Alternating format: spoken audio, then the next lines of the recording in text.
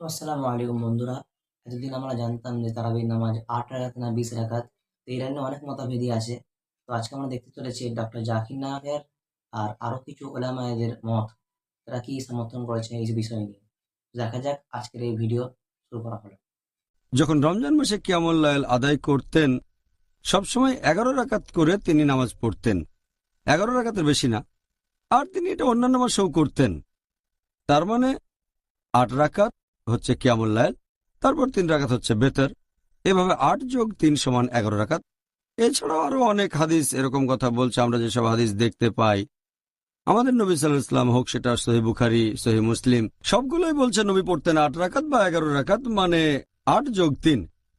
এরপরে এই একই হাদিস সহিহ বুখারী খণ্ড ২ বুক অব তাহাজ্জুদ হাদিস নম্বর 1147, হযরত আয়েশা রাদিয়াল্লাহু আনহা তিনি বলেছেন যে নবী রমজান মাসে ১১ রাকাত করে পড়তেন আর অন্যান্য মাসেও।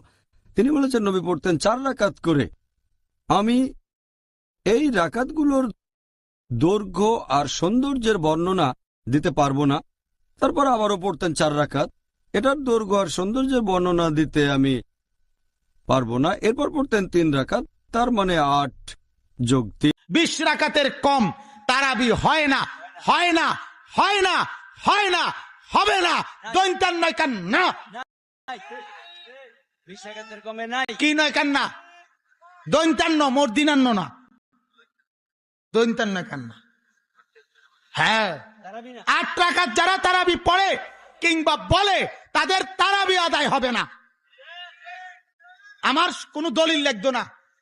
দলিল তুমি থো বাদ দাও, দলিল পরে বলি, তোমারে দলিল লাগবে না। তোমারে শুধু আমি একটা কথা শুধু বলি, একটা কথা, যে ফজরের নামাজের ফরজ কয় রাকাত, জোহরের ফরজ কয় রাকাত, আসরের ফরজ কয় রাকাত, মাগরিবের ফরজ কয় রাকাত, এশার ফরজ কয় রাকাত। আমার শুধু একটা প্রশ্ন, আজ ১৪০০ বছর ধরে আমরা হুজুররা, এই লক্ষ লক্ষ হুজুররা, আমরা ফজরের রাকাতও ঠিক মতো কইতাম, জোহরের রাকাতও ঠিক কইলাম, আসরও ঠিক কইলাম, মাগরিবের রাকাতও ঠিক বললাম, এশার নামাজের রাকাতও ঠিক কইলাম, তারাবি আমগুলোকে কি ভাই? রমাদান কিংবা রমাদানের বাইরে ১১ রাকাতের বেশি পড়তেন না। সেক্ষেত্রে ৮ রাকাত পড়তেন। তিনি তারাবি বলেন বা কিয়ামুল লাইল বলেন, যেটাই বলেন, আর বাকি ৩ রাকাত ছিল বেতের পড়তেন। পরবর্তীতে ওমরে ফারুকের সময়ে উনি সাহাবীদেরকে বিচ্ছিন্ন হয়ে রাত্রিবেলা মসজিদে নামাজ পড়তে দেখে একত্রিত করলেন। তখন থেকে ২০ রাকাত চালু হলো। মসজিদে নববীতে, মসজিদুল হারামে আজও ২০ রাকাত হয়। আমি আল আজহার ইউনিভার্সিটি থেকে ব্যাচেলর করেছি, সেখানেও ২০ রাকাত হয়। তো যেহেতু এটা ইবাদতের মাস, যত বেশি ইবাদত করা যায় ততই ভালো। সাহাবারা ২০ রাকাত করেছেন। সাহাবারা তো আমাদের চেয়ে ইসলামকে ভালো বুঝেছেন। মসজিদুল হারাম, মসজিদ নববীতে আজও ২০ রাকাত হয়। মানুষদেরকে যত বেশি সুযোগ দেওয়া যায় এবং ২০ রাকাত হওয়াটাই ভালো। ফলে কারো যদি স্বাস্থ্য খারাপ লাগে সে চলে গেল বা কিছুক্ষণ বিশ্রাম নিয়ে আবার অংশগ্রহণ করলো। ৮ রাকাত হলে যেটা হয়, খুব অল্প সময়ে শেষ হয়ে গেল। ফলে অনেকে হয়তো বঞ্চিত হতে পারে। ২০ রাকাতই চালু থাক। যার যতটুকু সুযোগ হয় পড়বেন। ফ্লেক্সিবিলিটি আছে। ৮ রাকাত, ২০ রাকাত, এখানে আমি বলেছিলাম সম্মানিত ভাইয়েরা, আ উম কোয়ান্টিটি ধর্তব্য না। মানে কয় রাকাত এটা বেশি গুরুত্বপূর্ণ না। গুরুত্বপূর্ণ কোয়ালিটি, কত ধীরস্থিরভাবে, কত স্মুথলি আপনি পড়ছেন। তারাবির নামাজ কয় রাকাত পড়তে হবে, এ বিষয়টা হলো তারাবির নামাজ রাকাত সংখ্যা নিয়ে বেশ মতপার্থক্য যুগ যুগ ধরে চলে আসতেছে।